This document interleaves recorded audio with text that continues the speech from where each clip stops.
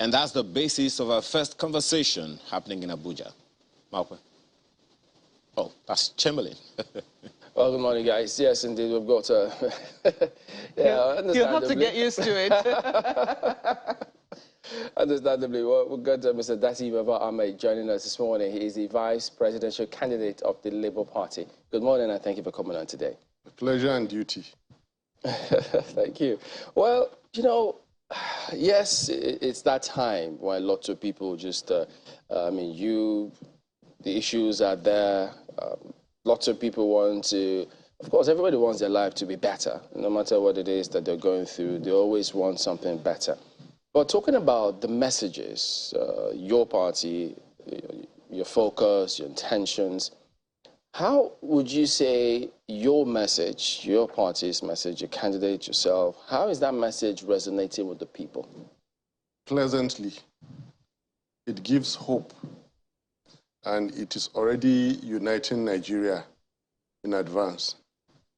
You can see that as certain nationalities, as we call it in Nigeria, even though we're one nation, certain groups feel that there is effort, including others, to make theirs come to power. You can see that tension is actually coming down in Nigeria. So there's a lot of hope for better life, for better security, and already Nigeria is uniting.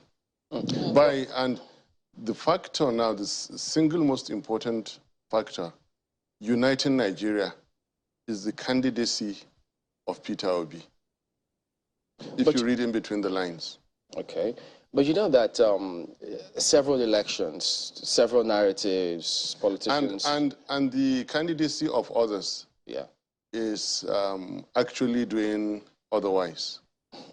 Even though they will say the same thing of your candidature, your party's candidature, but that's within the realm of politicians. But they will not have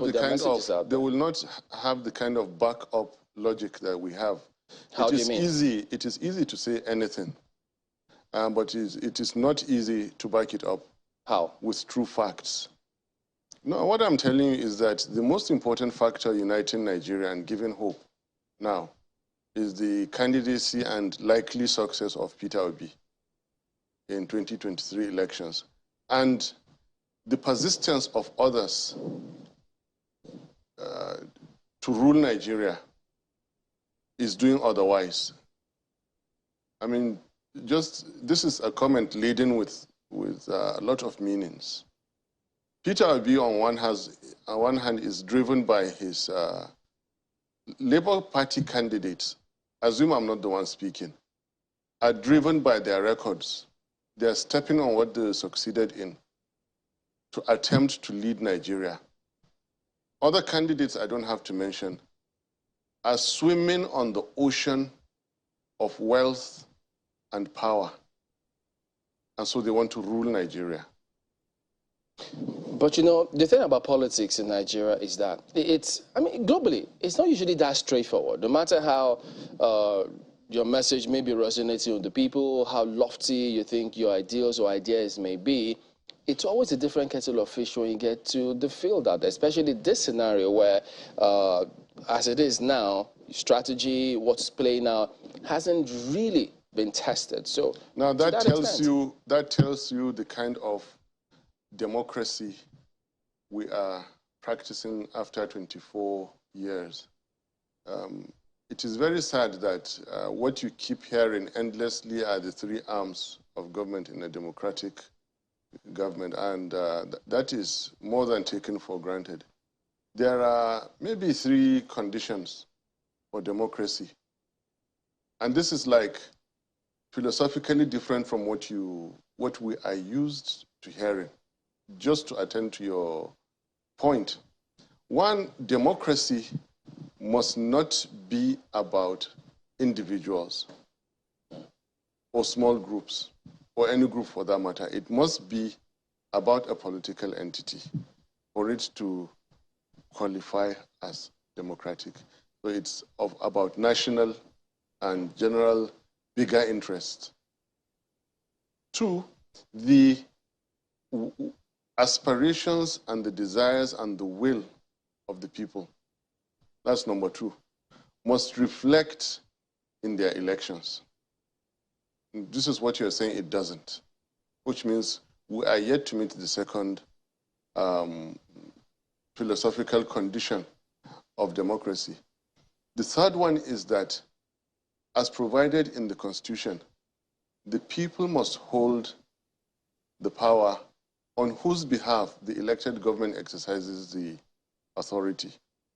What you have now is that governments, once elected or once they impose themselves, they hold the power and they exercise the authority.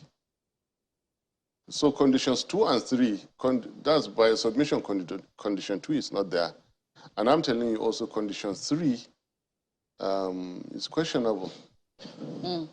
And therefore, our democracy needs to be strengthened by the will of the people reflecting in the 2023 elections. If after 24 years, if 8 years of promises to the world, we suffered this kind of disappointment, then the will of every Nigerian, the cries of every Nigerian, 2023 election results, if they don't reflect the pain in the hearts of Nigerians, then this is anything but democracy. Well, you are no rookie to politics. You've been in the system for quite a while. You've been elected as senator, so has your principal. He's been elected as governor. He's worked as governor in Anambra State for 8 years. You have also done some work in the legislative arm of the country at the federal level, and you understand just how it works. I mean, if there's anywhere where democracy really comes to play, it is in the National Assembly, where oftentimes the minority will have its say and the majority will have its way. From your understanding of how the National Assembly works, which is supposed to typify how Nigeria works, and how, you know, for over the many years now, we have been talking about devolution of powers, we've been talking about restructuring, and the brick wall that, you know, we've often met at the National Assembly. Some of the changes which you're hoping to, you know, pass across or make when eventually you get to office, how do you hope that, you know, some of these changes, assuming they were constitutional, how do you hope that they will be able to sail through? In Labour Party, you don't have governors who are responsible or who actually appointed their 3 senators and the maybe 90–95% of the House of Reps members. In Labour Party, you don't have that. You don't have a President, Peter Obi, who dictated where the party should head, and who handpicked the leadership of the party and, by extension, so many other members of the National Assembly. The National Assembly in our dispensation is going to be truly independent. What we will have would be mutual respect and cordial working relationship based on the tenets of true democracy. Are you also hoping, are you also hoping that Labour Party will sweep the polls when it comes to the parliamentary elections as well? Or maybe I should use, I'm trying to find the National Assembly elections because that's what we use here. I'm optimistic, which is different from hoping. I wish this will happen, but we are doing our best and we are doing well in making good of a bad situation. Remember, a little over 24 hours to governorship elections in Kaduna, when it became apparent that I had to pay for delegates' votes and I quit. The same 24 hours later, His Excellency Governor Peter Obi quit the presidential race and left PDP. Technically, these are times when the National Assembly primaries were over. To come to where we are now, with the senatorial and House of Reps candidates that we've been able to gather, I think we've done well in making good of a bad situation. We came in pretty, the way it's nearly too late. We've done very well, and we've got some very good materials to work with us. Even those that are not too good, I tell you, when the system is good, it has a way of propping up the not so good elements. It's interesting that one of the issues which you have identified and which you think that the candidature of your principal and yourself, is already beginning to change is the narrative of uniting Nigerians, Nigeria being a united country. But let me take you to the economy, which is another area that is currently bleeding. One of the major headaches we've had from administration to administration has been this issue of fuel subsidy. A lot of Nigerians find it very difficult to understand that a country as rich as we are, producing, with some of the world's largest oil reserves and gas reserves, still struggling the way we are economically, and that we have not been able to diversify. In the areas where we have, it's been owing to the genius of the people themselves, for instance, in the arts, in entertainment. How do you hope that, first and foremost, we're able to tackle this monster called fuel subsidy, given the current global economic realities? The philosophy of the party, the leadership style and attitude of the leader, at the moment, a decision to retain subsidy will have to come from the very top of those of a formed government. So I'm not really at liberty to preempt what will happen then.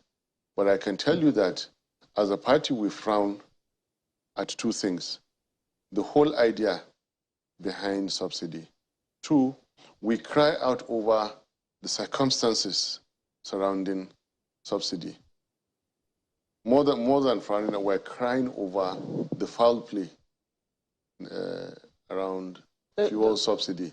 Now, if you have a leader that is clearly fighting corruption, clearly, so all the bad activities going on around subsidy immediately will be eliminated.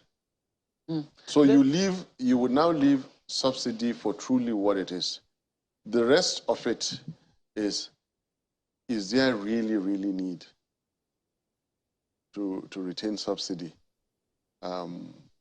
What are the palliatives? What soft landings? Do you think there's a need for it?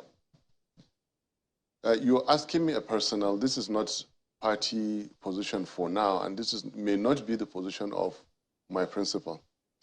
I think there is no need for it, because there are many other ways of compensating Nigerians. I'm always on the welfare side. I'm on the side of waste less in procurement. Procure more efficiently, and then remunerate better, far better. By the time you remunerate better, you would have more than compensated for the withdrawal of subsidy. And I'm speaking to you about the typical family budget. Yeah. 18.9 billion is what they say we spend monthly. 18.9 billion naira is what they say we spend monthly now on fuel subsidy. So you can imagine, when you compute that over a period of a year. Is it monthly or is it daily? I think that figure. I think that figure was even daily. The figure was even daily.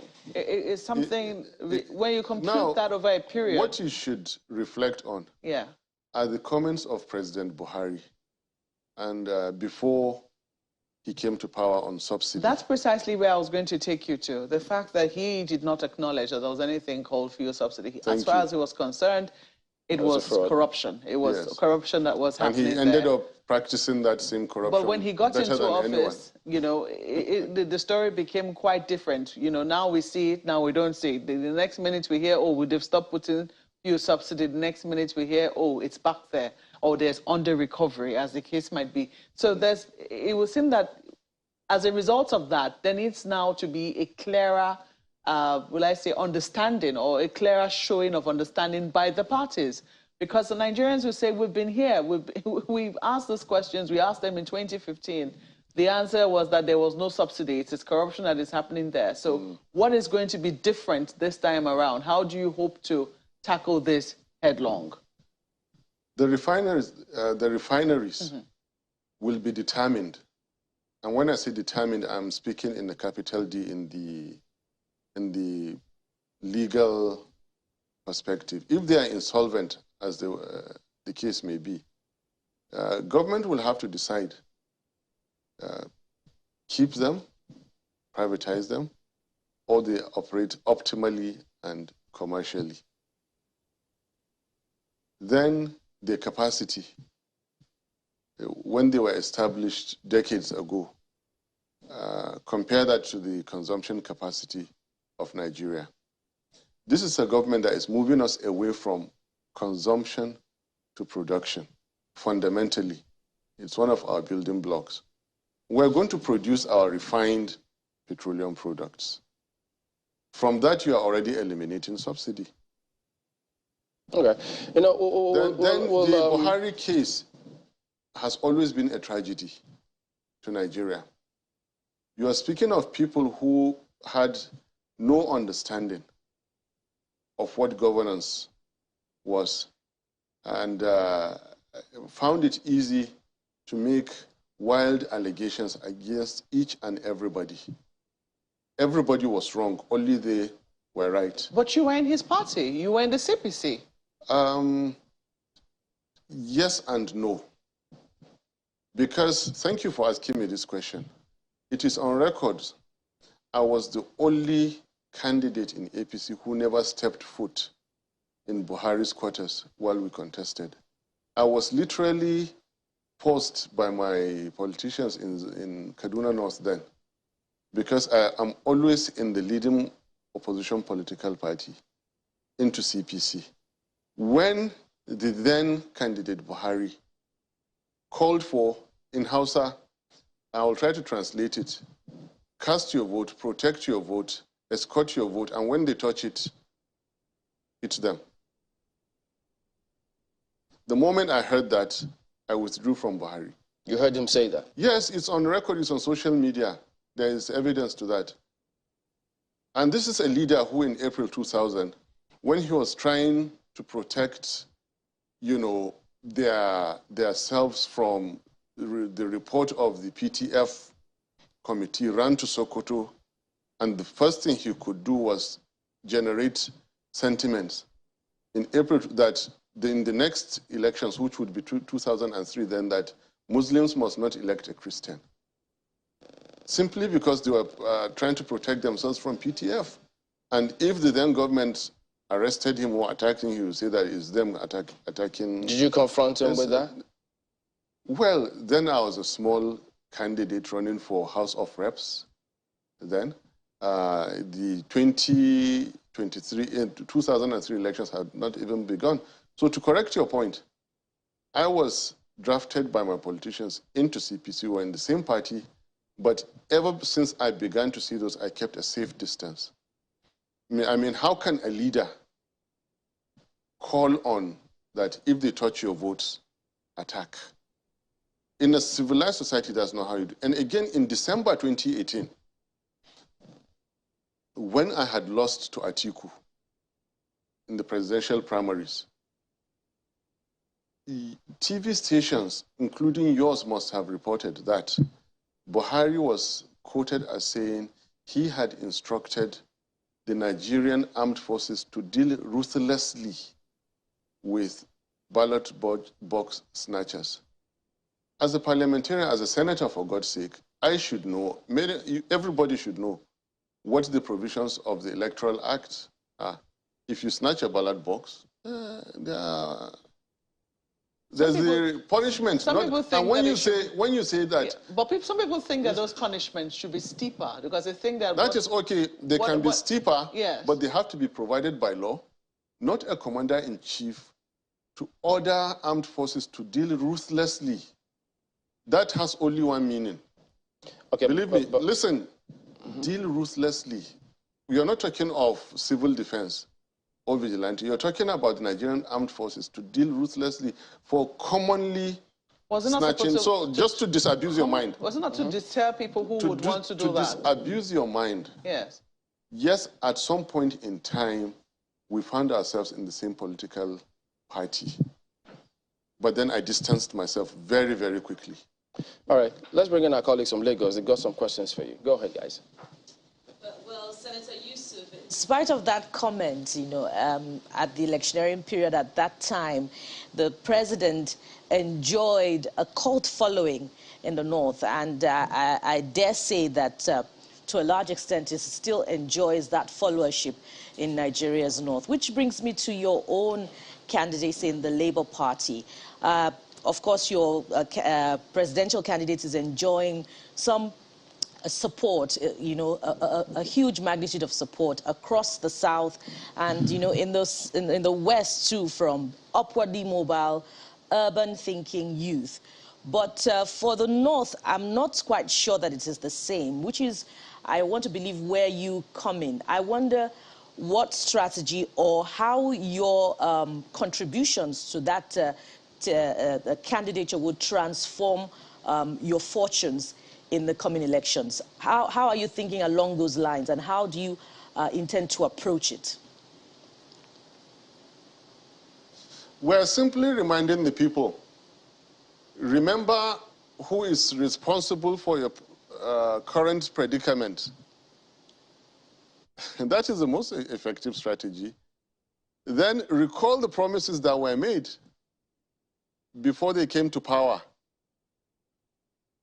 Calling on our dear people to just realize how the lives of those who came to power has changed dramatically. While their own situations worsened, is the strategy we're using. Simply recall way back in 2014, 2015, they were in their farmlands, they were in their respective communities, making ends meet and hoping for a better life, only for them to be greeted with the exact opposite, driven out of their communities, living in secondary schools in the urban areas, living off handouts, while the lifestyles of those that they thought would come to their rescue has tremendously changed for their own better. This is all we're doing. And then remind them of the sentiments that were used to put them in this situation. Are you going to make that same mistake? That cult is already gone. It does not exist anymore. If you listen to our points and you listen carefully, you instantly move away from what you call that cult followership, and you begin to reason clearly. Nigeria is sick, in need of an expert, a medical doctor that will treat Nigeria, give her the relief that she needs. This is not about who is yours or who claims to be yours, because the area that you mentioned, where the cult followership is, are the greatest victims of the sentiments used that time. It is very fast fizzling away. Very, very fast, and we're making good progress in converting people to see 2023 is about Nigeria. It's about Nigeria never having it so good in terms of leaders that have presented themselves to come and bring Nigeria out of this situation. But as Senator Yusuf, are you also connecting with the people in the north on a personal level, the same way your candidate in the south is connecting with the people? Absolutely. I can't wait for this program to finish because I'm rushing to Kaduna. I am. The youth groups, the clerics, very soon, the cultural, traditional institutions. But coming from the background of education, you know, I have the easiest means through education, my contact with the youth, trades organizations, market women, and their likes. Yes, we're making that progress. Interesting you talk about education, and it's something every candidate seems to have spoken about now, perhaps an attempt to try to speak to the conscience of young people. But we'll come to that. But there are some figures that I came across, which I'm almost certain from your background or training as an economist, you would also be aware of. And that's well, Marco expedited it earlier, talking about poverty. But let's be a little more specific. Earlier in the year, I think in March, the Food and Agricultural Organization said 19.4 million Nigerians will face food insecurity by August 2022. That's by this month. Perhaps by way of saying it is true, just last month, NBS recorded, released figures that spoke to that as well. Food insecurity seems to be exacerbated in itself, and there is a proverb in Africa that says if you remove food from poverty, you've significantly solved the problem of poverty. But it will seem that that problem only gets worse. So, what's your thinking, the thinking of your campaign about dealing with food insecurity? Because it's not a new one, and it most certainly isn't going to go away without some serious work. His Excellency Governor Peter Obi impressed me so much in the early stages of our relationship when he said that the fertile land in the north is the crude oil of Nigeria. Match that with the fact that we are moving from consumption to production. Match that with the fact that we want to immediately get farming communities back to their farmlands. Immediately we clear out banditry and insurgency. Food will come back to our houses. Food prices will stabilize. Even if they don't come down, they will stabilize. They will not rise in the manner you've seen them do in the last 8 years. Literally, we can say it may go past without saying. This is the time for healing Nigeria. The poverty you're talking about, there is absolute poverty, there is abject poverty, and there is relative poverty. What we're really suffering in Nigeria is relative poverty. We're not even close to absolute, not to talk of abject, and it is in that order that you see it. There are certain cultural practices that also serve as buffer, especially because of the large family structure in Nigeria. And I can tell you particularly in the north, because of the Muslim culture and injunction on feeding the poor as part of the religion. So even those who could ordinarily have been suffering, they will always find themselves with food in their houses. The Nigerian cultures are so good, so rich in caring for each other. And there is Christmas. You find hampers in people's houses up till just before Easter. There is Easter, where there's a great deal of... Just a quick one on that one, Senator. If you don't mind me butting in, I think it'll be good to hear you give some specifics on how it'll be approached. Especially, I'm talking about food production and all. I'm speaking about this because since like 77, 78, Nigeria has been struggling, literally struggling, to jumpstart again its agricultural program. First with the Operation Feed the Nation by the Obasanjo government of the time, succeeded by the Green Revolution of the Shagari government, and eventually the Better Life program of the Babangida government, the Directorate for Food, Roads and Rural Infrastructure and all, and of course the second Obasanjo government, the Democratic government, and everyone until now have been struggling with the effort to jumpstart again Nigeria's agricultural fortunes in specific terms, if you don't mind sharing, at least giving some snippets, how will this problem be solved? Well, in addition to what we said, consumption to production, if you are needing the specifics, I can tell you better mechanization of agriculture or farming in Nigeria, better credit and easier access to credit in Nigeria, and then development of markets, development of agricultural area, expansion, all year round agriculture, that is irrigation, production, local production of chemicals and pesticides, and also we will explore and expand our production of fertilizers so that we reduce import of fertilizers. Then everything we say, we top it up with our background in education, better education, better farm, better extension services to the farmers wherever you are. But the most important thing now is to solve the problem of insecurity and get our farmers back to their farmlands. I hope for now, these are as specific as I can be. Particularly that issue of credit that I told you. Okay.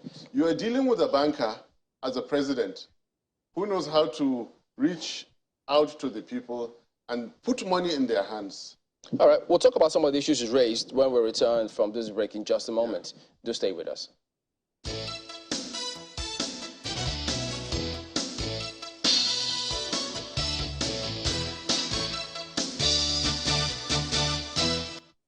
Welcome back. We are with Datti Ahmed, the vice presidential candidate of the Labour Party.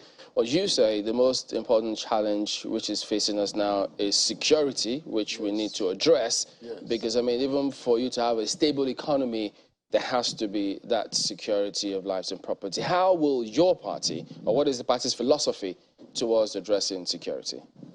We will account for every square meter of Nigeria. We will expand, and in doing that, we will expand or recruit more security agencies.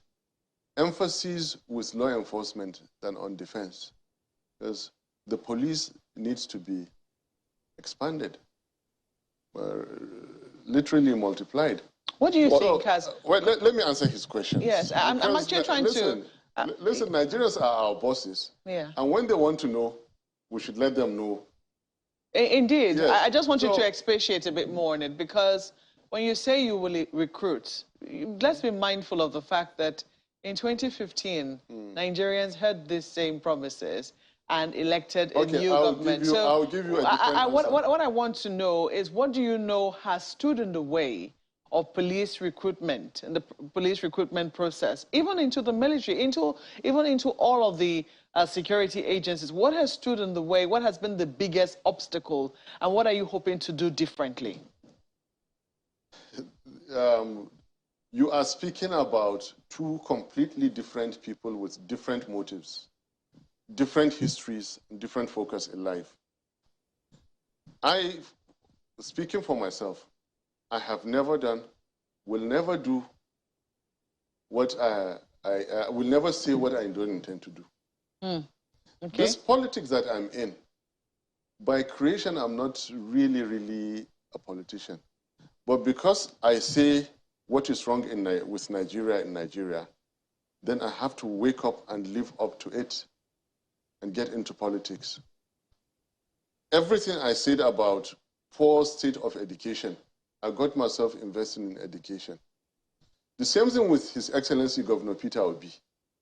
He was a businessman, he was a banker, dissatisfied with how Nigeria was going, and he came into politics. Now, if you are looking at 2015, you are looking at a completely different world dynamics.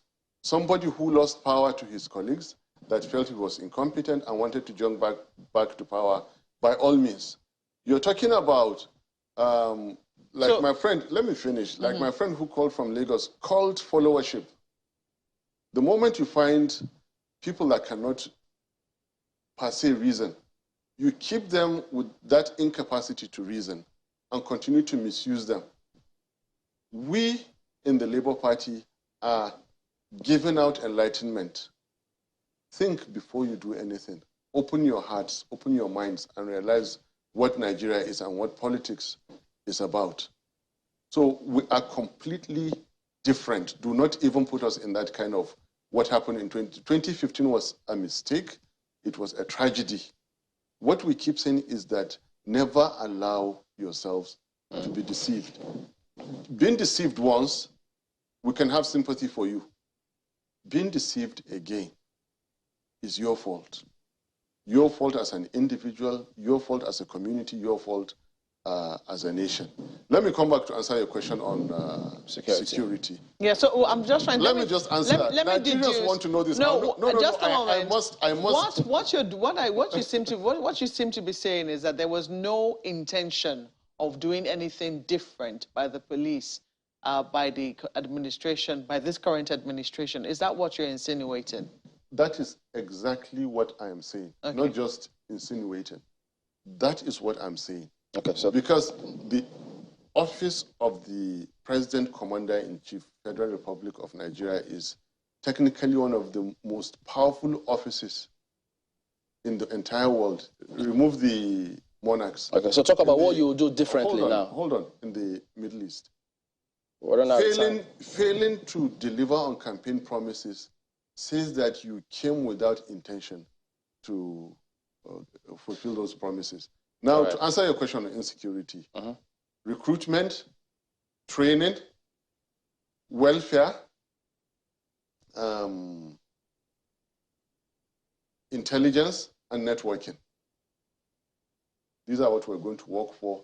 And the combination of all these things, we will use to account for every square meter of Nigeria, be it Sambisa, be it 7 local governments in Kaduna, be it 4 local governments in Niger State, be it 7 local governments in Zamfara, or everywhere in Nigeria. You will never come out and attack any place of worship and escape into thin air.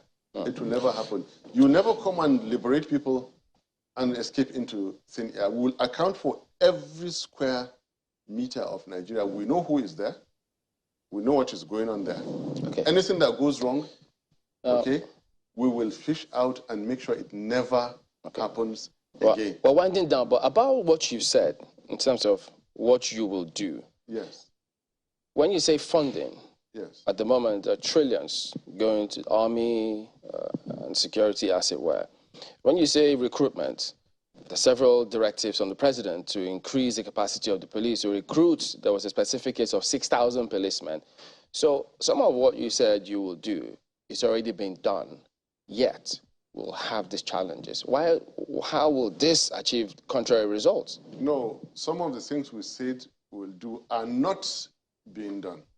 Like which one? I disagree with you. Like which one? Like the procurement, like the funding. Yeah. Like you said. We are coming from the background where we extract maximum benefit at minimal cost. So the money that you hear being spent now, doing very little, we will spend that money and get the very best result in terms of defense equipment, security gadgets, technology, all the way down to trickle to the food that and to the uniform that they wear at the front line. The food and their medical care at the front line. We are that meticulous that nobody will water down the quality because they're making money out of the system. That will not happen. Then the recruitment. The moment you lose the respect of your followers for reasons bordering on they think you are benefiting unduly, you and your family and friends and cronies are benefiting all around you, it will trickle down so quickly. Is that what is happening? That is what is happening. How did you come to that conclusion? Because the lifestyle of people who were, before coming into government, dramatically changed. These are people who, when they come to Abuja, they had to go begging for how to go back to Kaduna. Overnight, they are multi-billionaires. I don't care how much you have by my nature. What we worry about is how you made it. If you made it at the expense of Nigerian security, then we have a problem with you. Okay, what do you think, again, if you want to refer it as a party's philosophy, that's fine. Yes. Concerning security votes to state governors, as it were. Yes. What should be done with it? Should it stay or go? It should be monitored. Security is important. The decisions governors or anybody for that matter in an executive office takes, they are very delicate, very, very difficult decisions to make. Some of them really, really are hard to back up. But then it gives no right for anyone to pocket security funds or security votes. No rights whatsoever to anyone. And that is why you need people with scruples, people who have been comfortable, people who are not seeking to go into government to change their lives. We've been saying we're not coming into government, we're not looking for money in government. We're looking to run a government in money. Excellency Peter Obi, look at his, does not have that kind of clout, jobless, and the only way they'll make a living is from his presidency. He doesn't have it. I don't have it. Okay? He is a very successful, he was a very successful businessman. Okay, well, when did Mr. Datti? Now, a very lean structure. Okay. So there is no demand on him. I know there was many opportunities. When you bring in a leader, okay, that was, so to say, thrown out of government and has not had any trade or business or discipline that he can fall back to, with an army of hangers on, and they are coming into power. These are people who, before 2015, have,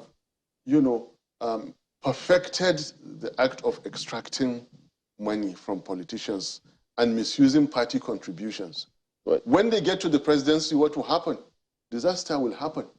Okay, we're trying to understand that point still. But yes. Are you suggesting you make some political offices part-time?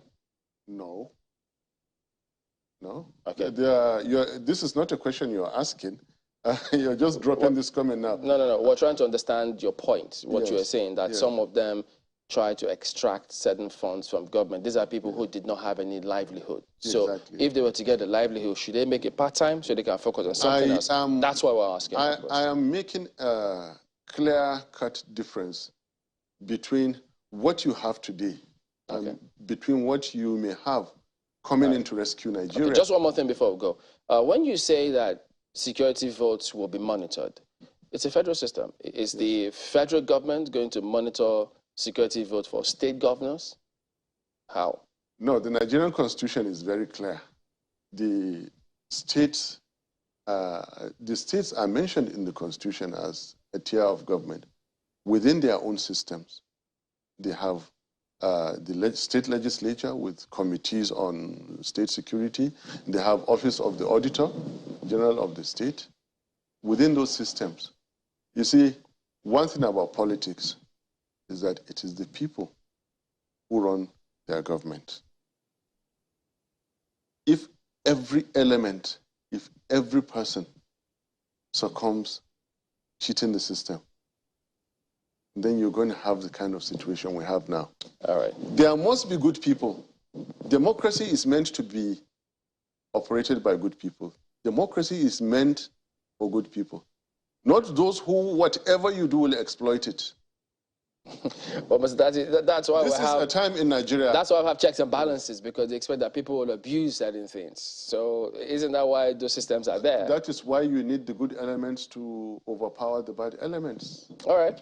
There'll be several times an opportunity to highlight and shed a lot more light on some of what you heard if you'd like to hear a lot more. But we have to thank you, Mr. Datti Ahmed, for coming on. He's the vice presidential candidate of the Labour Party. Thank you and all the best. My pleasure.